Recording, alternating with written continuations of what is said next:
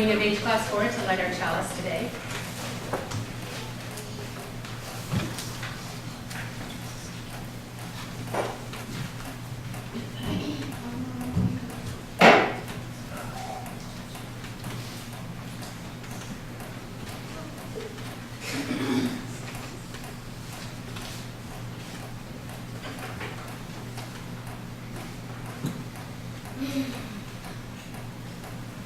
This light unites us. This light unites us with our neighbors, our friends, and our enemies. Most importantly, this light unites us within ourselves. This light unites our hearts, our souls, our spirits. This Light unites us.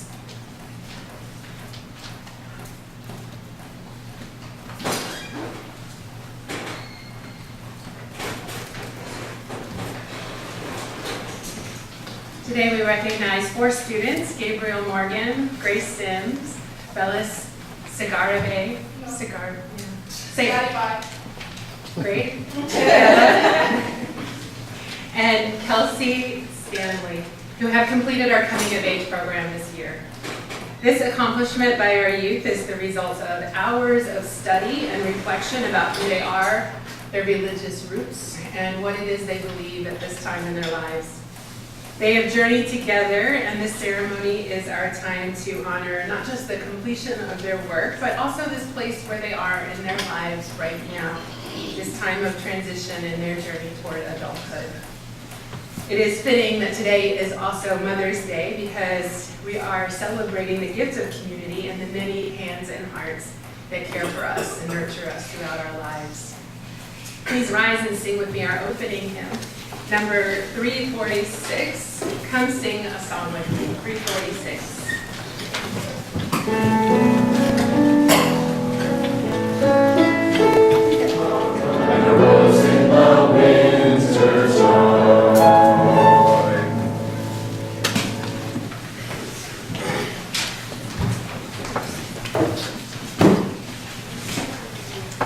We invite our children to come forward. I forgot to say that. Have a seat on the carpet. Bella has a story for us today. Sure. Okay. On the night you were born, the moon smiled with such wonder that the stars peeked in to see you, and the night wind whispered, life will never be the same, because there had never been anyone like you, ever in the world. So enchanted with you, with the wind and the rain, that they whispered the sound of your wonderful name. It sailed through the farmland high on the breeze, over the ocean, and through the trees, until everyone heard it and everyone knew of the one and only ever you. Not once had there been such eyes, such nose, such silly, wiggly, wonderful toes. When the polar bears heard, they danced until dawn. From faraway places, the geese flew home. The moon stayed up until morning next day, and none of the ladybugs flew away. So whenever you doubt just how special you are, and you wonder who loves you, how much and how far, listen for geese honking high in the sky. They're singing a song to remember you by. Or notice the bears asleep at the zoo. It's because they've been dancing all night for you. Or drift off to sleep to the sound of the wind. Listen closely, it's whispering your name again. If the moon stays up until morning one day, or a ladybug lands and decides to stay, or a little bird sits at your window a while, it's because they're all hoping to see you smile. For never before in story or rhyme, not even once upon a time, has the world ever known a you, my friend, and it never will, not ever again. Heaven blew every trumpet and played every horn of the wonderful, marvelous night you were born.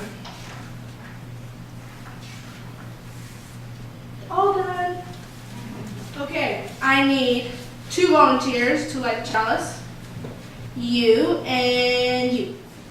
I invite our coming of age class to come forward and stand on the chancel.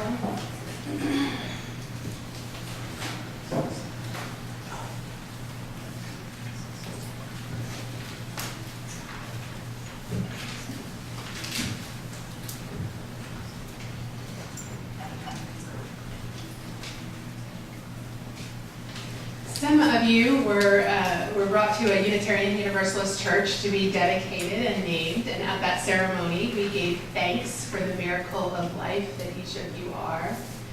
Your parents affirmed their sacred responsibility to you, and we all rejoiced in the promise and hope of each of you and pledged to nurture and love you over the years. And to that ceremony we add this rite of passage. We set apart these moments to recognize the important changes and to celebrate a new stage in each of your lives, one with deep meaning. Along your journey, you've been supported by parents, some of whom are with us today. And so I invite your parents to come forward and stand kind of over there, in that way.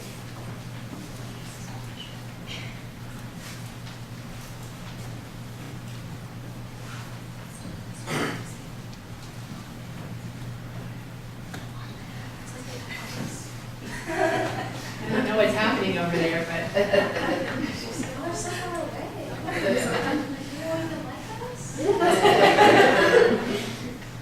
and so parents, I invite you to begin your pledge and your statement. Once you were infants, dependent upon our love and the wisdom of others. Now we are young people entering an adult world with increasing responsibilities for our own decision-making.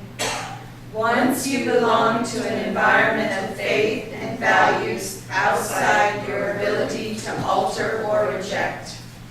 Now our world has many systems and values for us to take into account. Once you had few choices. Now our choices are many, sometimes frightening and with long-range consequences. Now, as much as ever, we give you our affection and concern. We stood by you in the past, and we stand with you now. We offer you our continuing love. Our class has also been joined by advisors and mentors who have been journeying with them throughout the last year. Tessa Morin and I are the advisors who led the class. Tessa, you want to come forward?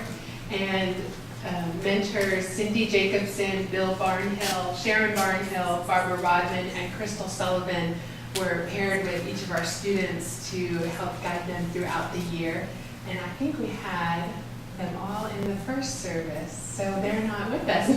So Tessa stands alone and representing all of those people. But we are very grateful for their presence as well, supporting them throughout the year.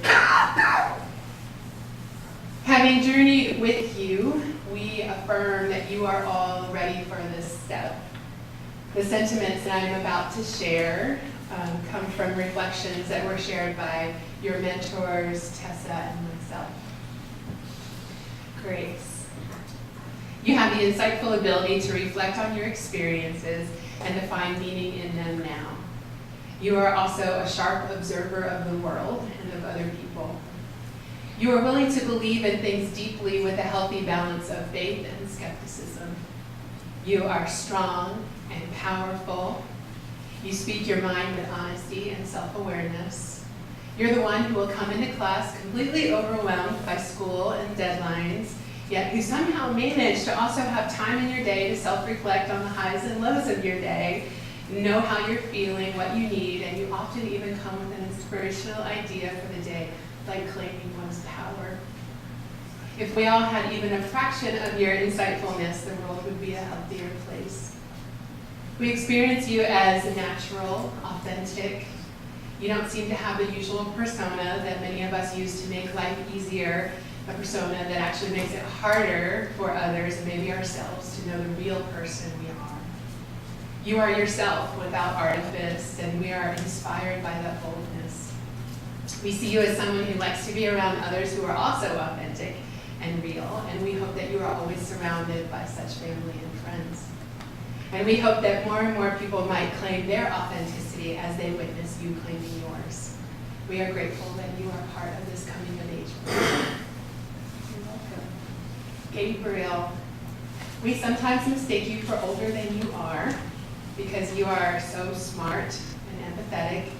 You're someone who's quick to notice what needs to be done and quick to volunteer your time and energy to make sure it gets done. When the class volunteered to serve dinner at the Monsignor King Outreach Center, you offered to stay late, washing dishes, and making sure every last person was served. You were often offering to put up chairs and pick up the trash in the classroom, put things away after class. You were also a deep listener. You aren't one of our more talkative group members, but when you speak, we're all leaning in to hear what you have to say. You are a problem solver in the group and have creative solutions for the most complex problems. You're wise, knowledgeable, insightful, and not just about mechanics or ways of the world, but about people and experiences. Your shared gifts of technical intelligence and human empathy are a rare pairing that we've been honored to witness. I'm so glad that you're part of our Coming of Age program. Bella. You're the one in the group I've gotten to know the best over the years because 8 years ago when I was a brand new minister in this church, you seemed to live here. And that's because your mom was the director of religious education and she often had you in tow. Then and now, I appreciate your bright, warm energy and your enthusiasm for life. You seem to understand more than most the importance of this place and its value for individuals and the world, and I'm grateful for the times that you reflected back that value to us. You have also been someone who was willing to represent our faith in the wider community, including singing Spirit of Life before a whole bunch of people you didn't know a couple weeks ago for the interfaith observance of the National Day of Prayer. It was a very brave thing to do, and it was an act that was healing and good for our dented interfaith community. You are passionate, Bella. When the Parkland school shooting happened, you were not willing to allow business as usual, here or anywhere, and you spoke from a place of deep wisdom and passion to anyone who would listen. The world needs your prophetic voice. And I hope you will continue to watch your world and speak truth to power. Bella, you are open-minded and willing to have your ideas be changed as you listen to the experiences of others. That is a rare quality in this day and age, and I hope that others of us will be inspired towards such open-mindedness. I'm glad that you were part of this Coming of Age class. Kelsey, you are the bearer of optimism in our group. You're the one who we want nearby when we're feeling hopeless or when life seems too hard. You seem to think that nothing is too hard to weather through, and you bring us humor and brightness to help us get through the hard times. You are kind, and you work hard to imagine what people need and how you can be supportive.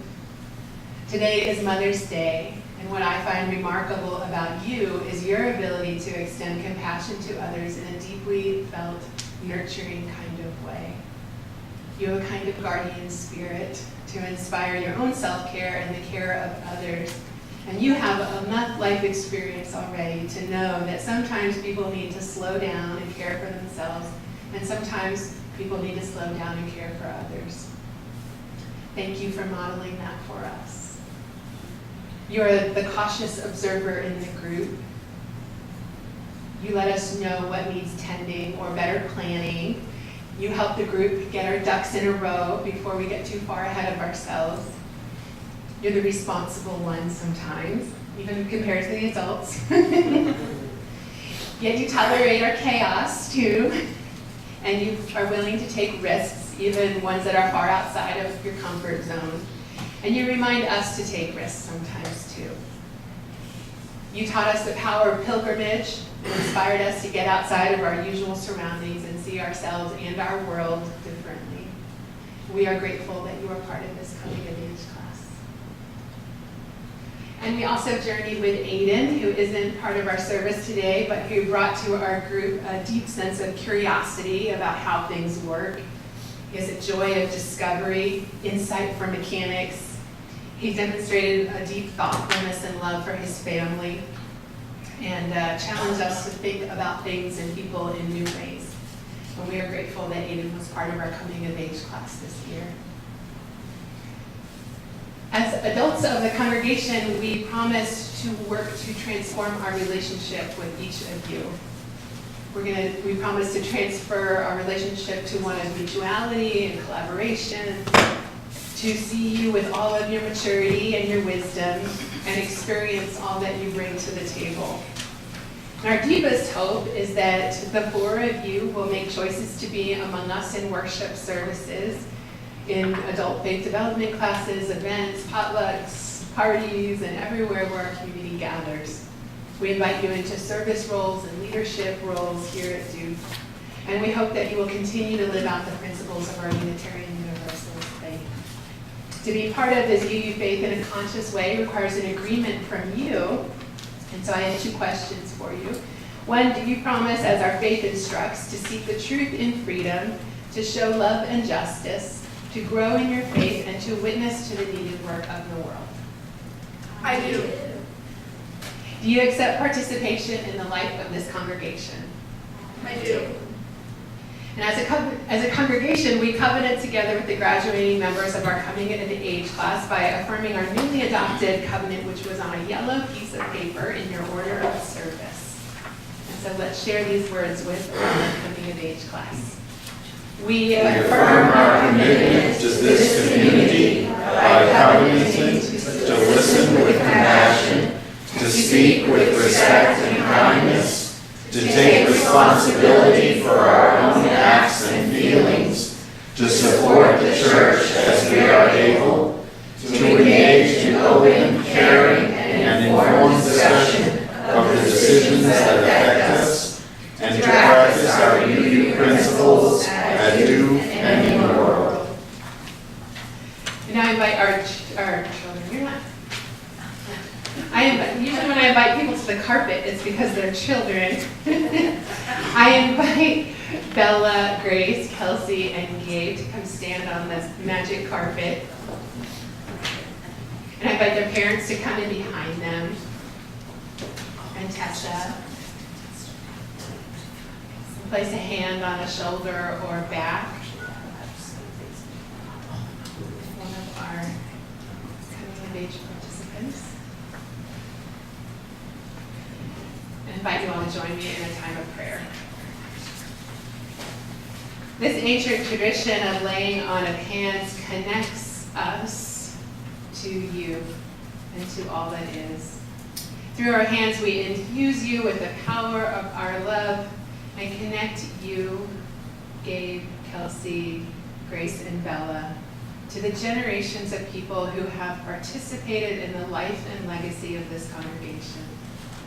By the laying on of hands, we empower you to take your place in this community, no longer as children, but now as young adults. We empower you to accept your responsibility as young adults and as active participants in this fellowship. We honor your place here, and we welcome you. We pray that you may fully become who you are, using the tools you have discovered in the course of your lives, and especially over the past year. We pray that your presence here continues to guide us, teach us, and provide us with the tools to become our best selves. May this faith serve you through the hardest parts of life and the most joyful parts of life. May it lead you toward what is good and right, so that when your journey in this life is nearly over, you will look back and feel peace. We call on all that is holy and good to guide you in all your days. Amen, and blessed be. And we have gifts for our students. Parents, you may sit down.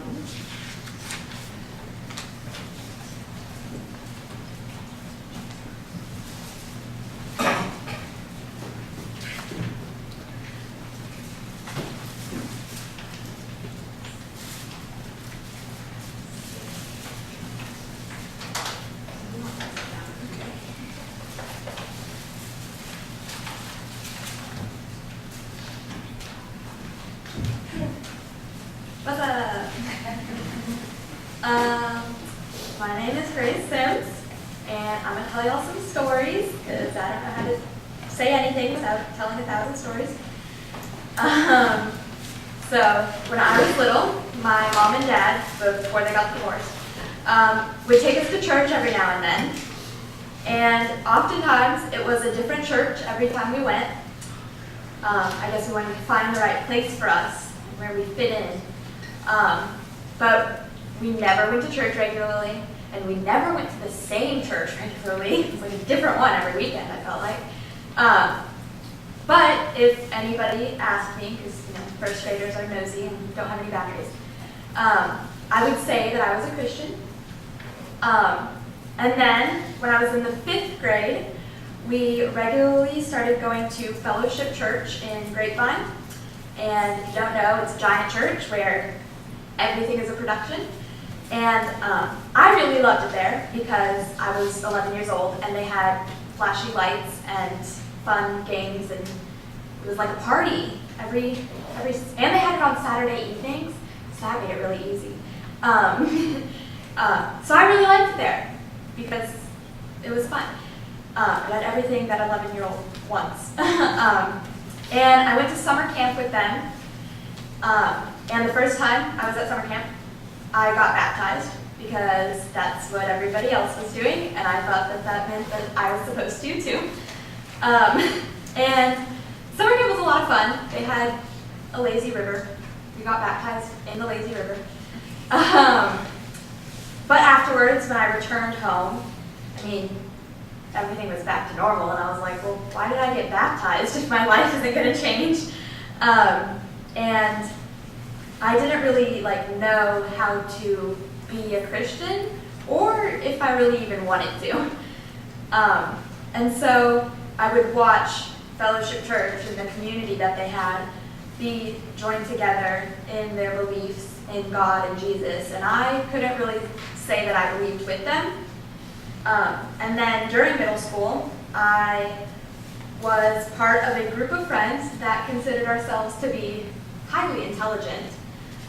We were the expo kids that thought we were so special and so gifted because that's what we had been told. And I remember multiple times when we would get into these debates because there were 2 of my friends who were very atheist, and they were very firm in their belief that God was not a thing. But I also had a few friends who were Christian, and they went to church every Sunday and went to their Bible studies, and they fully believed in that. And then there was a couple of us who were in the middle, and we were we don't really want to get involved in all this. We don't know what we believe, and we don't really care at this point. But they would get into arguments, the Christians and the atheists, and the atheists would be really freaking rude to the Christians. They'd be like, no, God isn't real, and you can't believe in God. I'm like, and so I didn't know what I believed in. And at this point, I'm like, well, I don't know if I believe in God or anything like that, but I don't want to be part of the atheist club. They're rude. They're not nice people. So I decided that I wasn't going to be a part of either, and I wasn't going to really think about it.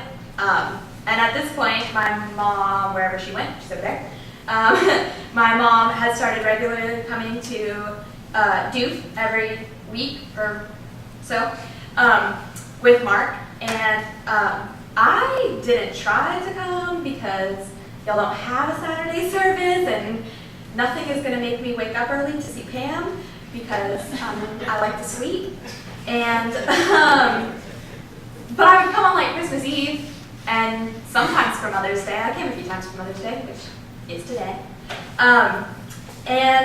But if people asked at school, because even in the 10th grade, people are nosy, I would say that I came here and I aligned myself to this church, and I was like, yeah, Unitarian Universalism, that's the stuff. But I didn't actually think about what I believed in at all.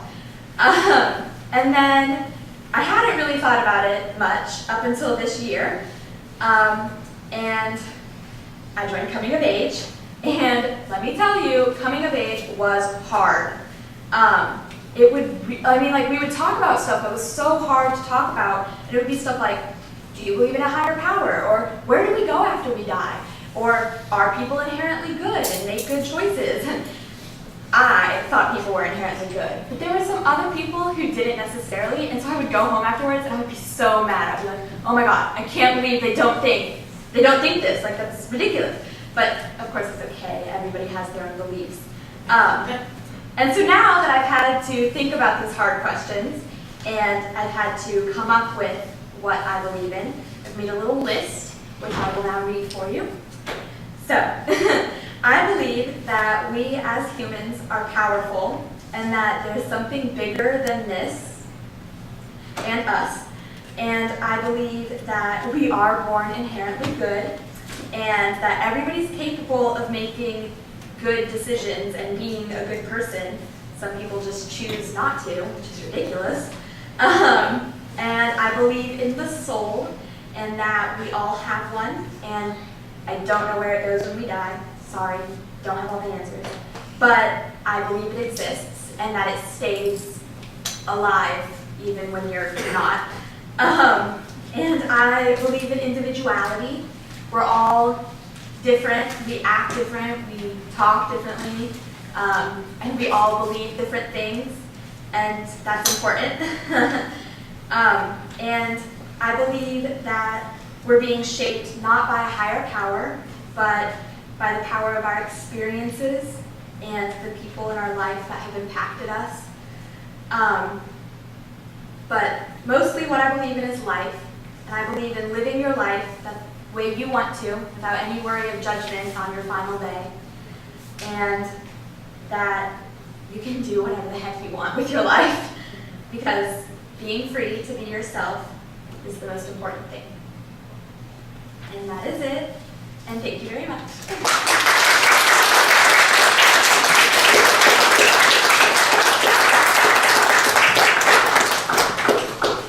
Good morning. My name is Gabriel Morgan. I believe in a mission and a common goal that is larger than me. Humanity has created a masterpiece, a symphony of art, of innovation, of culture, of profound complexity that is unparalleled by any other species on Earth. Medical advances like the map of the human genome, feats of spectacular engineering like the jet plane and the internet, are immense gifts that we get to experience during our short stay on Earth. Travel 9,032 miles in less than a day. Access any anecdote of information and communicate with anyone around the world instantly. All the scientists and construction workers and teachers of the world have created something so beautiful and breathtaking from our humble beginnings as simple hunter-gatherers. Interlocking harmonies created from just a breath by the tubing of metal instruments. Ideas and themes of love and pain encapsulated into the books, represented by intricacies of language developed from centuries of communication and printed for the world to see and feel and hear. Painters like Monet and Picasso take our fascinating natural world and bring it onto the canvas like a soft summer shower onto the prairie, bringing forth life and energy and passion for the world to see and feel and hear. I believe in our ability as humans to create such life and passion out of the earth and stone of which we happen to be provided. We have not achieved perfection yet, nor shall we ever, but what we have created is worth something big. I believe not in a God, but in this undulating, powerful force that is humanity. Each and every person in front of the great body that is Earth, tethered to it by the simple act of being born, pulling it towards our destination. This is the force of humanity in which I believe. I also believe in kindness and compassion, the backbone of virtue. These qualities are what make community enriching and supportive, whether it be neighborhood, family, or church. The connections made between people are what make life worth living. We need people to share our struggles and successes and this expansive world with. Sometimes more can be learned from looking into the eyes of another than can be learned in a whole textbook. I believe one should relish each moment and breath of life. I believe life is special, something special, not to be ignored. There's so much more cold, empty space than there is of the vibrant earth of which we are fortunate enough to call home. I value nature in its unique complexity, a perfect system, always in balance, perfectly harmonious. What is taken is given, and what is killed is born again. I think this system is something to learn from. Whether created by a deity or by pure chance, I shall never come to know the answer, but is something to marvel at and to appreciate. Stop and see what we have, what goes on right underneath our noses, and you may find yourself surprised. I believe nature and all its inhabitants, small or large, is something special not to be ignored.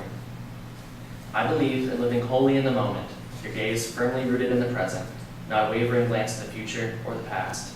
What is done has been done. What will happen will happen. And you can only do so much to prepare, and that preparation happens in the now. I believe one should do their best in every endeavor so as not to die and wish they had done a better job. Life is both a small flash, the quick whir of a wasp zipping past your head, and a lifetime, a great endless expanse of ocean waters. There's so much to be seen and felt and heard in this life. I want to look up and see and feel and hear it. Thank you.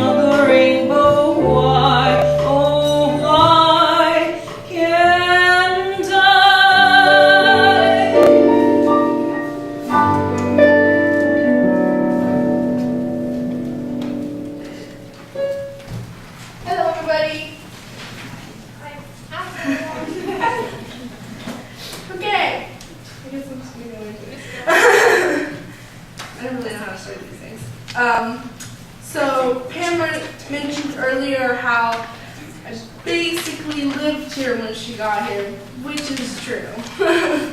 I grew up in this church. My mom was a DRE. That's just what happened. So I remember specific things. I remember sleeping here on the couch in the teens room that was really, really old, but comfortable. I remember the pitter-patter of my feet on this stage. I remember the old bell that my mom didn't particularly like because it always sounded off tune. She used to complain about it all the time. After every service, she's like, "That bell!" And then we got a new one and it stopped. Growing up, I got the privilege of going to different churches and being able to experience different religions, like going to the Hare Krishna church or going to a Catholic church, getting baptized there, and following different traditions, all while still going here. So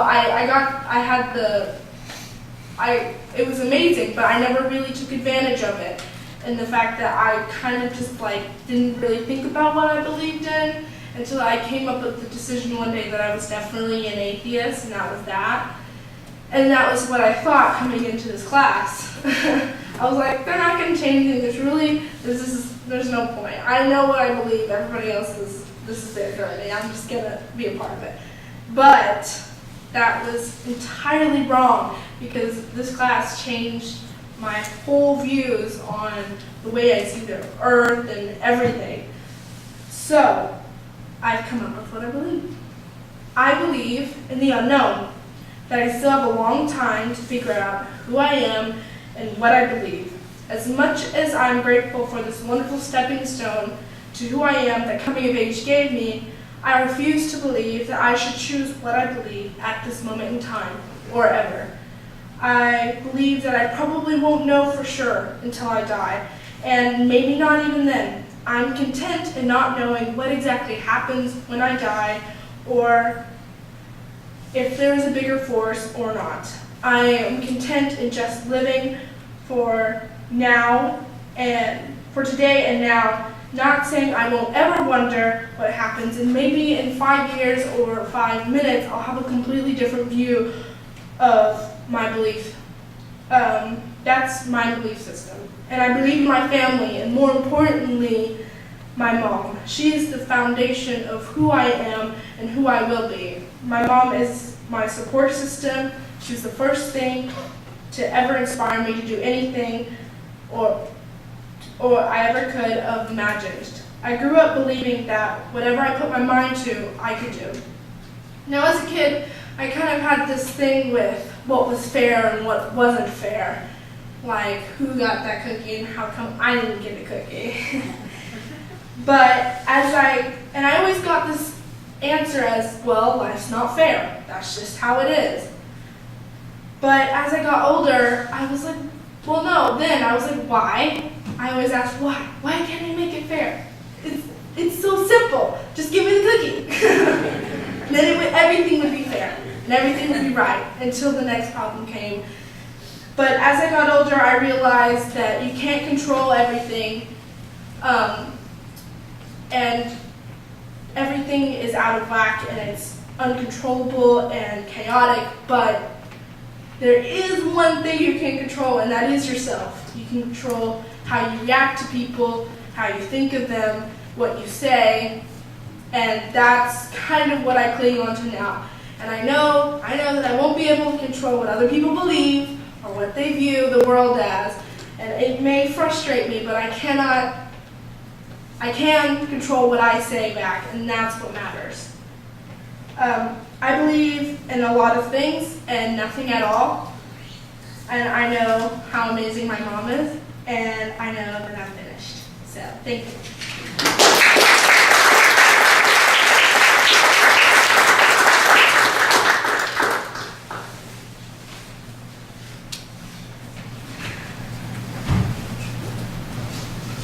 Hi, I'm Kelsey Stanley. I believe that we have control over our own lives.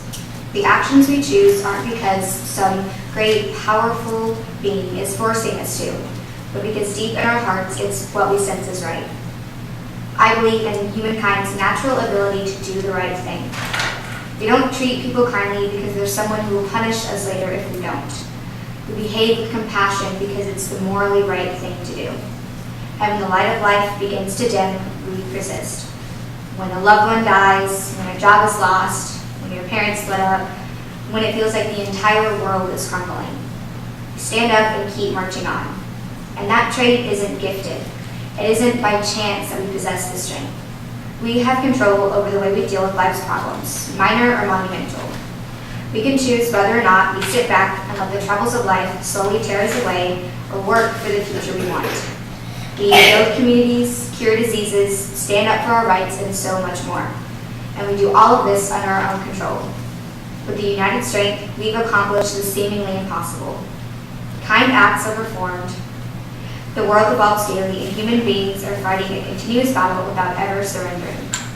And when we've been able to accomplish this on our own, with our own strength, our own courage, and our own kindness. No one has control over the choices we make.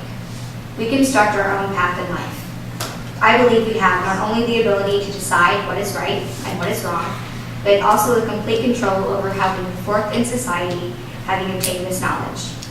And with that, I invite you to take control over your life. Consider where in your life you have been wanting to act on that sense of what is right, and begin living under your control.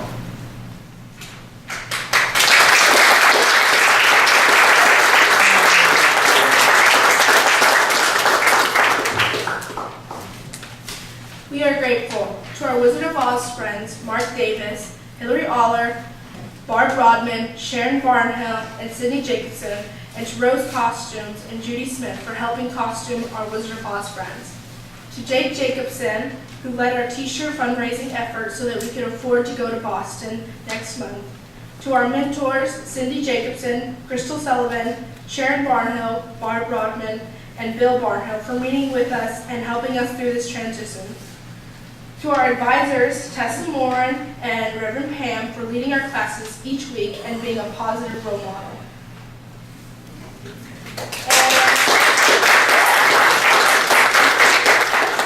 And to you, the Denton Unitarian Universalist Fellowship, for being our #1 support system. Thank you.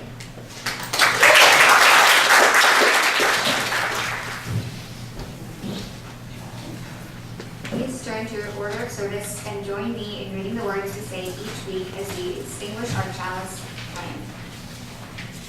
We extinguish this flame, but not the light of truth, the warmth of community, or the fire of commitment. These we carry in our hearts until we are together again.